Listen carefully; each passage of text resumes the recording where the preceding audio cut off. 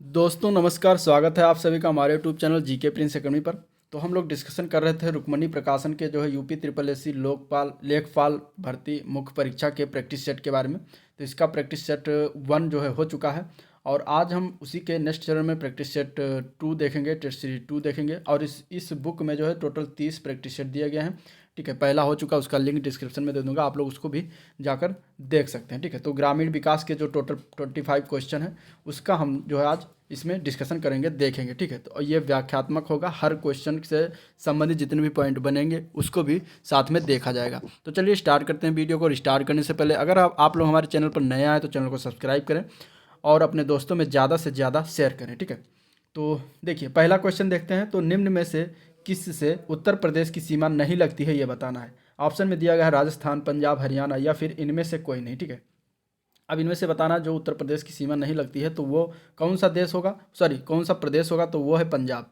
पंजाब प्रदेश जो है वो उत्तर प्रदेश की सीमा से नहीं लगती है। अब उत्तर प्रदेश की सीमा से जो है लगने वाले राज्यों की बात करें तो सबसे ज़्यादा सर्वाधिक राज्यों से लगती है। और इसके बाद कौन कौन से देश हैं इसमें, तो इसमें आता है आपका हिमाचल प्रदेश आता है। ठीक है, हिमाचल प्रदेश आता है और राजस्थान हरियाणा तो हो ही गया, ये भी लगता है। इसके बाद आपका आता है मध्य प्रदेश। ठीक है, मध्य प्रदेश आता है जो कि सबसे बड़ा सीमा लगता है यूपी से। इसके बाद छत्तीसगढ़ आता है। ठीक है, छत्तीसगढ़ आता है। छत्तीसगढ़ के बाद फिर झारखंड आता है।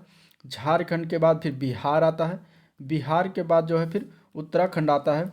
ठीक है, उत्तराखंड आता है। इसके बाद आता है दिल्ली। ठीक है, दिल्ली केंद्र शासित प्रदेश है, तो एक जो है केंद्र शासित प्रदेश भी लगता है।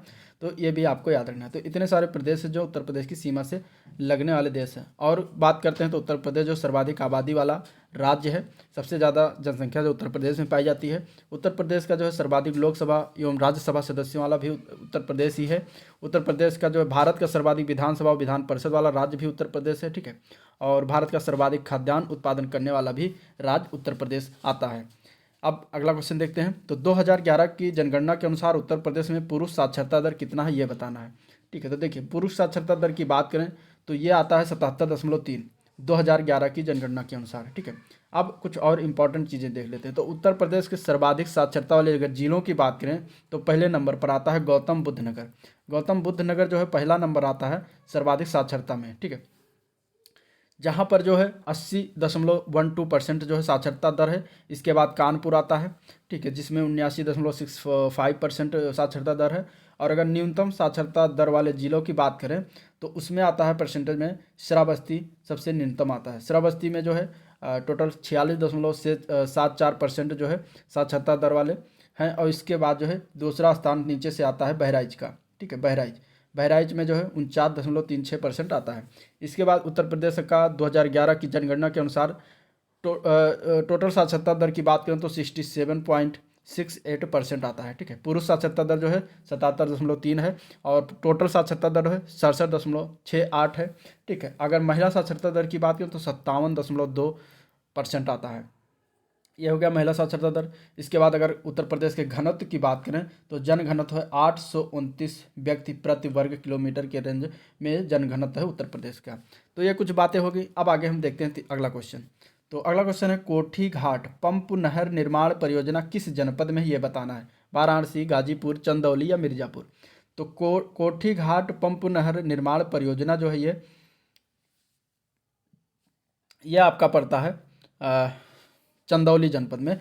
आंसर इसका सी पार्ट हो जाएगा चंदौली। ठीक है, चंदौली जिला में जो है कोठीघाट पंप नहर निर्माण परियोजना है। और इसके बाद अगर ऊपरी गंगा नहर की बात करें तो सहारनपुर, मुजफ्फरनगर, मेरठ, बुलंदशहर, अलीगढ़, मथुरा, एटा, फिरोजाबाद, इटावा, मैनपुरी, कानपुर, फतेहपुर, फर्रुखाबाद आदि क्षेत्रों को जो है ये लाभ पहुंचाती है ऊपरी गंगा नहर। मध्य गंगा नहर की बात करें तो बुलंदशहर, अलीगढ़, गाजियाबाद, हाथरस, ठीक है, मथुरा, फिरोजाबाद आदि क्षेत्रों को सिंचित करती है। इसके बाद रामगंगा नहर से जो है बिजनौर बिजनौर, अमरोहा, मुरादाबाद और रामपुर क्षेत्र जो है सिंचित होता है। राजघाट नहर जो है ये बेतवा नदी पर स्थित है और धसान नहर जो है ये भी बेतवा नदी पर स्थित है। तो ये कुछ पॉइंट हुए। और इसमें एक क्वेश्चन छूट गया तो उसको भी देख लेते हैं। राष्ट्रीय जल नीति जो है नेशनल वाटर पॉलिसी कब लागू किया गया था, ये क्वेश्चन है। तो नेशनल वाटर पॉलिसी जो है ये लागू किया गया था 1987 में। ठीक है, आंसर इसका ए पार्ट से हो जाएगा 1987। और 1987 में जो है वर्ष 2002 एवं 2012 में यह संशोधित भी किया गया।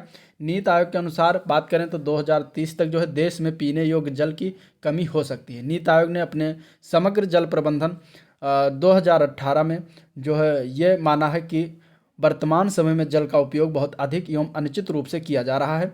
जल शक्ति मंत्रालय की स्थापना जो है 2019 में किया गया था, ये भी आपको पॉइंट रखना है। और इस समय अगर वर्तमान में जल शक्ति मंत्रालय की बात करें तो कौन है, तो श्री गजेंद्र सिंह शेखावत जी के पास जल शक्ति मंत्रालय उनके पास है, ठीक है। जल शक्ति मंत्रालय ने जो है 2024 तक जो है सभी को शुद्ध जल उपलब्ध करने का लक्ष्य भी निर्धारण किया है। तो ये हो गया, कोठीघाट हो गया। इसके बाद अब इसमें जोड़ा में बताना है, इधर योजना है और इधर उसकी अवधि है, ठीक है। ट्राइसम योजना है, जवाहर रोजगार योजना है, ग्रामीण भूमिहीन रोजगार गारंटी योजना है, अंबेडकर ग्राम विकास योजना। अब ये बताना है कि ये किस किस सन में स्टार्ट हुआ। देखिए ये जितनी भी योजनाएं हैं इसके बारे में मैंने थ्योरी में डिस्कशन किया हुआ है डिटेल में, तो आप लोग थ्योरी जाकर देख लें, चाहे घटना चक्र की हो, चाहे परीक्षा मंथन की हो, या फिर यूथ की हो, तीनों की तीनों मैंने घटना जो है थ्योरी उसकी करवाती है। तो आप लोग जाकर वहाँ प्लेलिस्ट से उसको देख सकते हैं उसमें योजना के बारे में।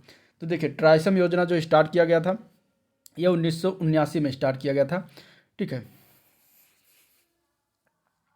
ट्राइसम योजना जो स्टार्ट किया गया था ये 1979 में स्टार्ट किया गया था। तो इसका पहले का जो है पहला हो जाएगा, ए का पहला हो जाएगा, ठीक है। इसके बाद जवाहर रोजगार योजना जो है 1989 में स्टार्ट किया गया था।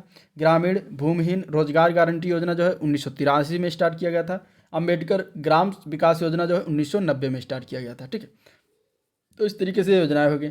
अब ट्राइसम योजना के अगर उद्देश्य की बात करें तो इसका उद्देश्य था ग्रामीण युवा को स्वरोजगार दिलाने के लिए ये जो है योजना स्टार्ट किया गया था। जवाहर रोजगार योजना जो है इसका उद्देश्य ग्रामीण क्षेत्र में रोजगार देना था। अंबेडकर रोजगार योजना का उद्देश्य था युवाओं को रोजगार देना, और इस स्वरोजगार योजना के लिए 2 लाख से 5 लाख रुपए तक का ऋण भी उपलब्ध कराया जाता है। ये सारी बातें होगी।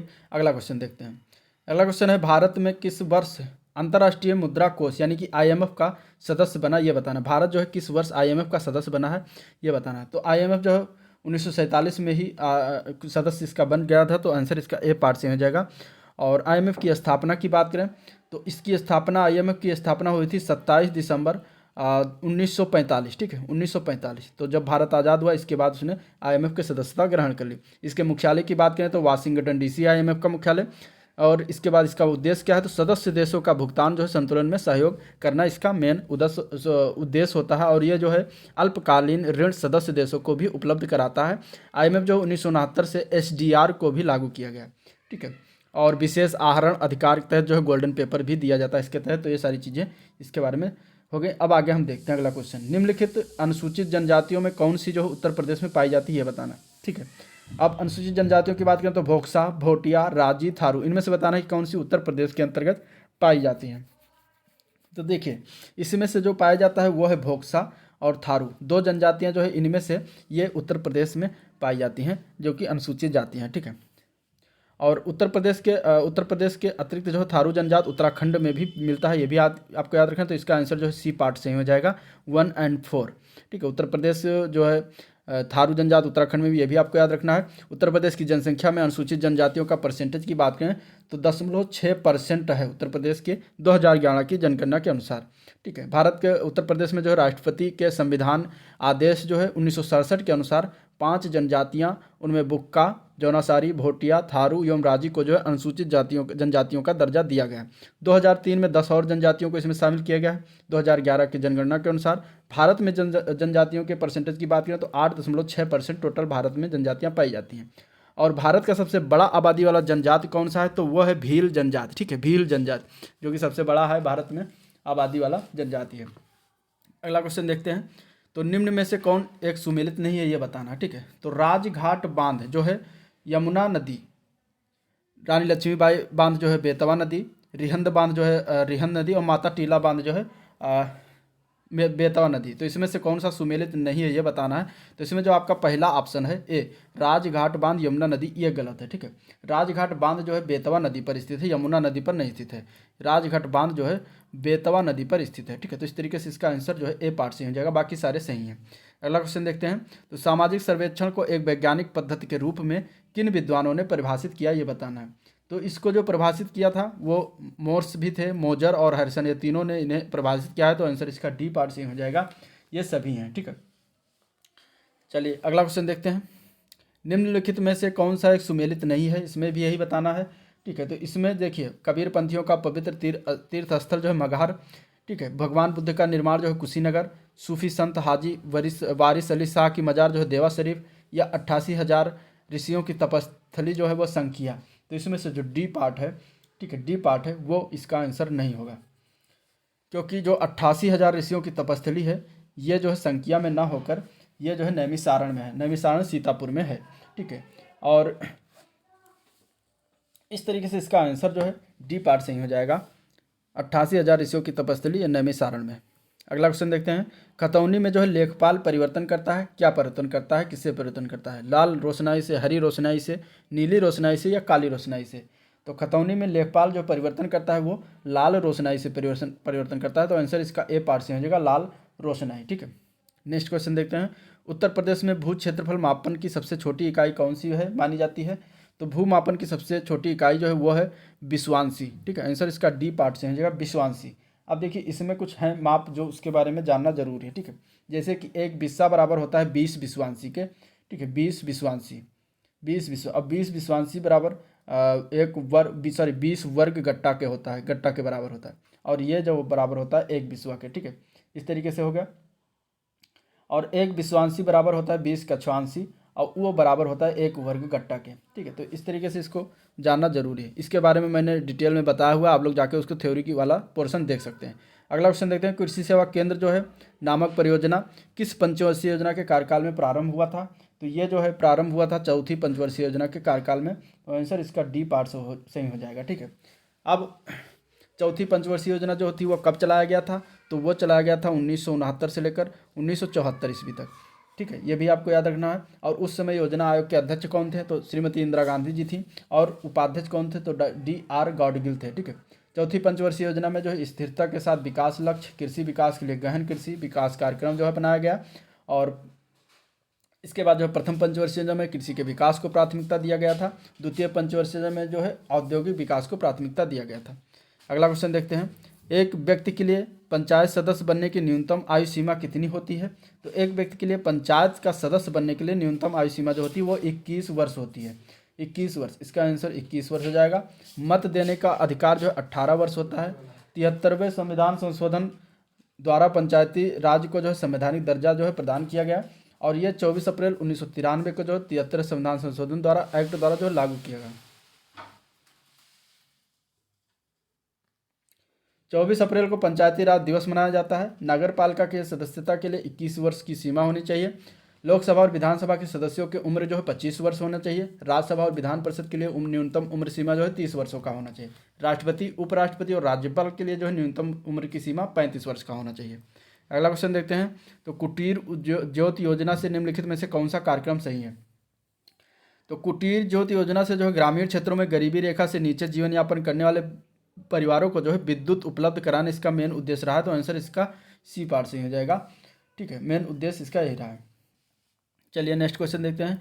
एक ग्राम पंचायत में ग्राम के वार्डों से चुने गए कितने सदस्य होते हैं जिन्हें पंच कहा जाता है? ठीक है, तो देखिए इसका आंसर जो हो जाएगा वो बी पार्ट हो जाएगा। 7 से लेकर 17 तक होते हैं जिन्हें पंच कहा जाता है। ठीक है, पंचों और सरपंच जो है मिलकर पंचायती राज में न्यायिक कार्यों का स्थानीय स्तर पर संचालित करते हैं। भारत में जो है पंचायती राज की त्रिस्तरीय व्यवस्था है, जो कि बलवंत राय मेहता समिति द्वारा इसको सिफारिश किया गया था। पंचायती राज का मौलिक इकाई जो है ग्राम सभा होती है। ग्राम सभा को प्रधान द्वारा संचालित किया जाता है। पंचायती राज के शीर्ष पर जिला परिषद होता है। पंचायती राज को जो है संवैधानिक दर्जा LM सिंघवी समिति की सिफारिश पर दिया गया था। ठीक है, और अनुच्छेद 40 का संबंध जो है ग्राम सभा से है, ये भी आपको याद रखना। अगला क्वेश्चन है। मध्य भारत में 1 बीघा जो है कितने हेक्टेयर के बराबर होता है? तो मध्य भारत में 1 बीघा जो है 0.2529 हेक्टेयर के बराबर होता है। आंसर इसका ए पार्ट सही हो जाएगा। ठीक है, नेक्स्ट क्वेश्चन देखते हैं। तहसील स्तर पर सरकारी निकायों को क्या कहा जाता है? तो तहसील स्तर पर सरकारी निकायों को पंचायत समिति कहा जाता है। आंसर इसका ए पार्ट सही हो जाएगा। ठीक है, नेक्स्ट क्वेश्चन देखते हैं। निम्नलिखित में से कौन सा कार्यक्रम पहली पंचवर्षीय योजना में जो है प्रारंभ किया गया? तो इसका आंसर हो जाएगा अधिक अन्न बचाओ, सामुदायिक विकास कार्यक्रम और राष्ट्रीय प्रसार सेवा कार्यक्रम। ये तीनों जो है स्टार्ट किया गया था। तो आंसर इसका डी पार्ट से हो जाएगा, उपयुक्त सभी। ठीक है, ये तीनों कार्यक्रम जो है प्रथम पंचवर्षीय योजना में जो है शुरुआत किया गया था। ठीक है, सामुदायिक विकास कार्यक्रम का प्रारंभ जो है 2 अक्टूबर 1952 को किया गया था। 2 अक्टूबर 1952 को स्टार्ट किया गया था। इसके बाद राष्ट्रीय प्रसार सेवा की शुरुआत जो है 2 अक्टूबर ही 1953 को किया गया था। ठीक है, अगला क्वेश्चन देखते हैं। 20 सूत्रीय कार्यक्रम जो है किस प्रधानमंत्री के कार्यकाल में प्रारंभ किया गया? तो इसका आंसर हो जाएगा इंदिरा गांधी। इंदिरा गांधी के कार्यकाल में जो है 20 सूत्रीय कार्यक्रम को प्रारंभ किया गया था। ठीक है, इंदिरा गांधी द्वारा जो है 1975 में 20 सूत्रीय कार्यक्रम शुरुआत किया गया था। 1975 याद रखना है अभी डेट। ठीक है, 1982 एवं 2006 में जो है 20 सूत्रीय कार्यक्रम में पुनर्गठन किया गया। तो इस तरीके से ये कुछ पॉइंट हो गए। अगला क्वेश्चन देखते हैं। उत्तर प्रदेश में विधानमंडल क्षेत्र जो है विकास निधि यानी कि विधायक निधि का परिचालन किस विभाग द्वारा किया जाता है, यह बताना है। तो इसका आंसर हो जाएगा ग्राम विकास विभाग। ठीक है, ग्राम विकास विभाग द्वारा किया जाता है, जो कि इसका आंसर ए पार्ट से हो जाएगा। इसके तहत जो उत्तर प्रदेश सरकार द्वारा 2.4 करोड़ रुपए जो है दिए जाते हैं। ठीक है, तो चलिए अगला क्वेश्चन देखते हैं। निम्नलिखित में से कौन सी योजना जो महिला सशक्तिकरण से जुड़ी है? तो इसमें से जो सबला योजना है ये महिला सशक्तिकरण से जुड़ी है। आंसर इसका सी पार्ट हो जाए। ये जितने भी योजना है TRDP, SI, TRA और ड्वाकरा, ये सारे मैंने बताए हुए हैं। आप लोग उसको जाके योजना से संबंधित चीज़ें उसमें देख सकते हैं थ्योरी में। ठीक है, प्लेलिस्ट बना दिया है ग्रामीण विकास एवं ग्राम समाज एवं विकास से संबंधित, तो उसको वहाँ से देख सकते हैं। अगला प्रश्न देखते हैं। अल्मा आल घोषणा, जो अल्मा आल घोषणा है का संबंध किससे है यह बताना है। ठीक है, सबके लिए शिक्षा, सबके लिए भोजन, सबके लिए आवास या सबके लिए स्वास्थ्य। तो अल्मा आल घोषणा जो है ये सबके लिए स्वास्थ्य से संबंधित है चीज़ें। तो आंसर इसका डी पार्ट से हो जाएगा, सबके लिए स्वास्थ्य। ठीक है, और यह घोषणा जो है WHO के तत्वाधान में जो है आयोजित किया गया था।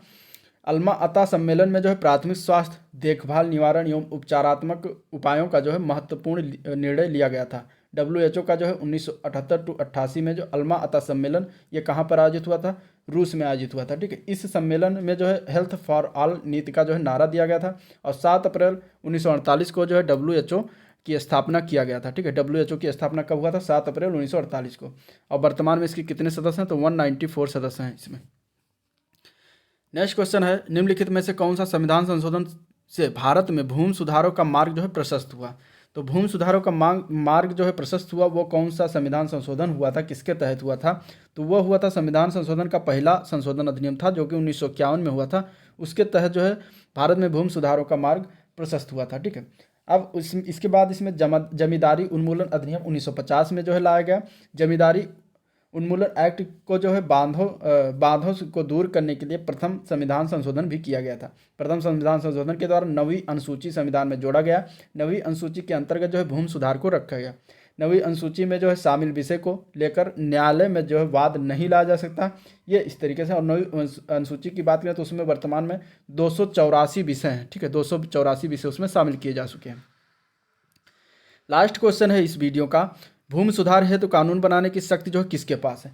तो भूमि सुधार हेतु कानून बनाने की शक्ति जो है वो राज्य सरकार के पास होता है। तो आंसर इसका बी पार्ट हो जाएगा, राज्य सरकार। ठीक है, भारतीय संविधान में 7वीं अनुसूची में 3 सूचियों का जो है उल्लेख किया गया है।